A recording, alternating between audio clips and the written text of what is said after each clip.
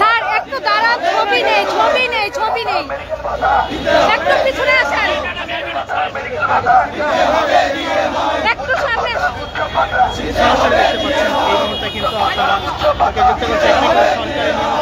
Sir সামনে থাকেন।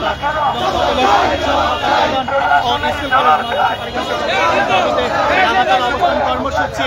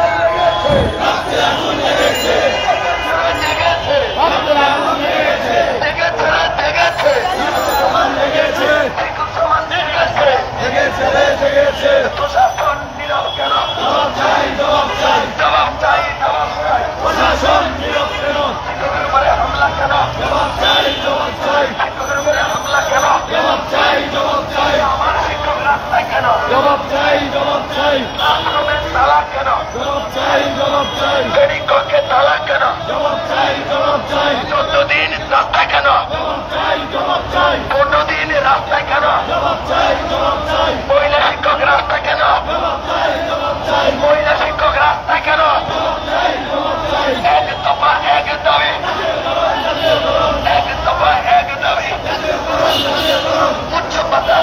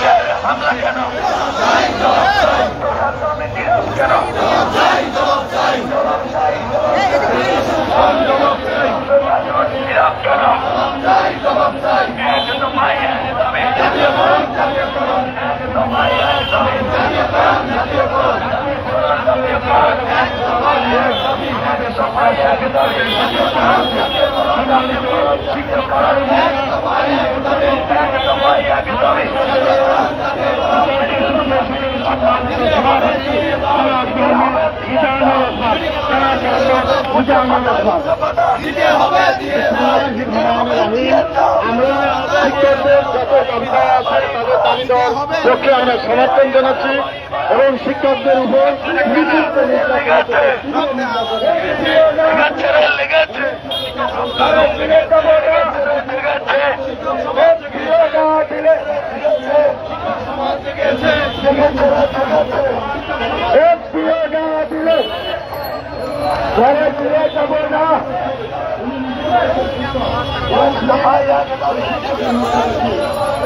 দিতেও পারে নাও পারে আল্লাহর দিকে যেটা রাখবো আমাদের জন্য এটা একটা দয়া করে একটু বিরতি দেয়। আশেপাশে মসজিদ আছে, এই সবাই মুসল্লিরা আছে, স্থানীয় ব্যবসায়ী সংগ্রামী সহযোদ্ধাবৃন্দ একটু দয়া করেন।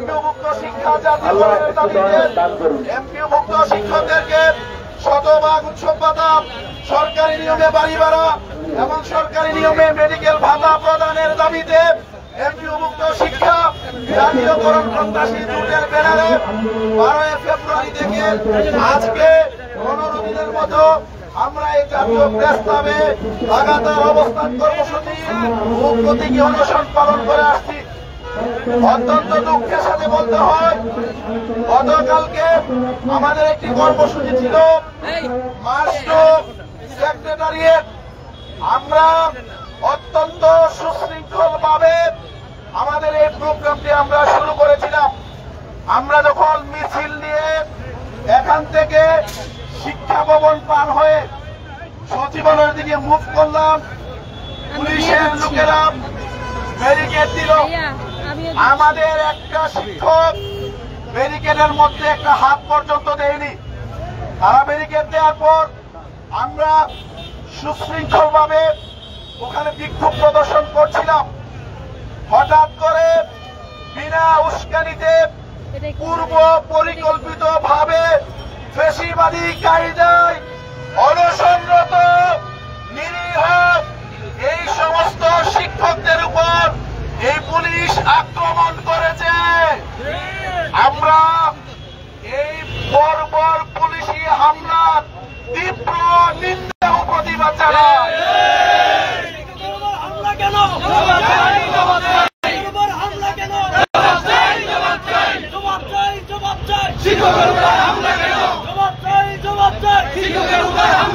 তারা জাতি গড়ার কারিগর এই শিক্ষকদের উপর হামলা করেছে, তদন্তপূর্বক চিহ্নিত করে অবিলম্বে তাদেরকে প্রত্যাহার করতে হবে।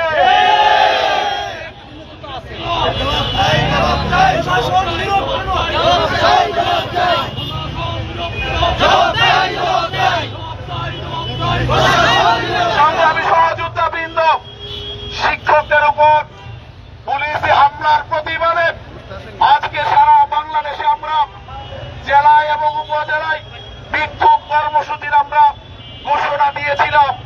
ইতিমধ্যে আমাদের কাছে সংবাদ এসেছে বিভিন্ন জেলায় উপজেলায় শিক্ষকরা স্বতঃস্ফূর্তভাবে পুলিশি বর্বর হামলার প্রতিবাদে রাজপথে নেমে এসেছে। সেই কর্মসূচির অংশ হিসাবে আজকে আমরা বিক্ষোভ মিছিল নিয়ে কদম ফোয়ারা হয়ে পল্টনপুর ঘুরে আবার আমরা আমাদের নির্ধারিত জায়গায় আমরা ফিরে এসেছি। আমরা সরকারকে স্পষ্টভাবে ইতিমধ্যে বলে দিয়েছি, আসন্ন ঈদুল ফিতর থেকে এমপিও মুক্ত শিক্ষকদেরকে শতভাগ উৎসব ভাতা প্রদানের লক্ষ্যে অবিলম্বে